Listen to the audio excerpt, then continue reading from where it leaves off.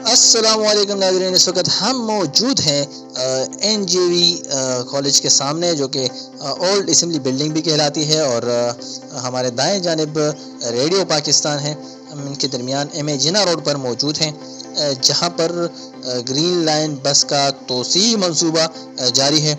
अब तक जो कि ग्रीन लाइन बस नुमाइश चौरंगी तक आकर वापस नॉर्थ कराची की तरफ, सरजानी टाउन की तरफ चली जाती है। और ये आप देख सकते हैं, यहाँ पर फ़िलहाल 22वां स्टेशन जो है वो ऑपरेटिव है, लेकिन अब इसको मज़ीद तोसी दी जा रही है और ये काम जारी है।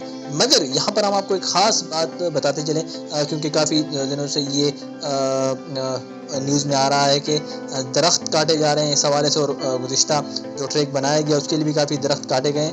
मगर आप ये देख सकते हैं कि ये जो मंसूबा है, हुकूमती सिंध और NLC या दीगर इदारे जो इसमें काम कर रहे हैं, FWO, तो वो दरख्तों की सिर्फ कटाई नहीं बल्कि इनकी मुंतकिली का काम भी सर अंजाम दे रहे हैं। और ये जो कदीम तरीन दरख्त यहाँ पर लगे हुए थे, जो कि मौसम और कराची के हवाले से, मौसमियाती तब्दीली के हवाले से अहम किरदार अदा कर रहे हैं, और ये यहाँ से मुंतकिल किए जाएंगे दूसरे पार्क्स या दूसरे लोकेशंस पर। और आप ये देख सकते हैं कि दरख्तों की कटाई और जड़ों के साथ यहाँ से मुंतकिली का काम भी जारी है। और ये ग्रीन लाइन का आखिरी स्टेशन जो कि 22वां स्टेशन है, और इसको 26 स्टेशन तक तोसी दी जाएगी। मज़ीद 4 स्टेशन पर काम जारी है।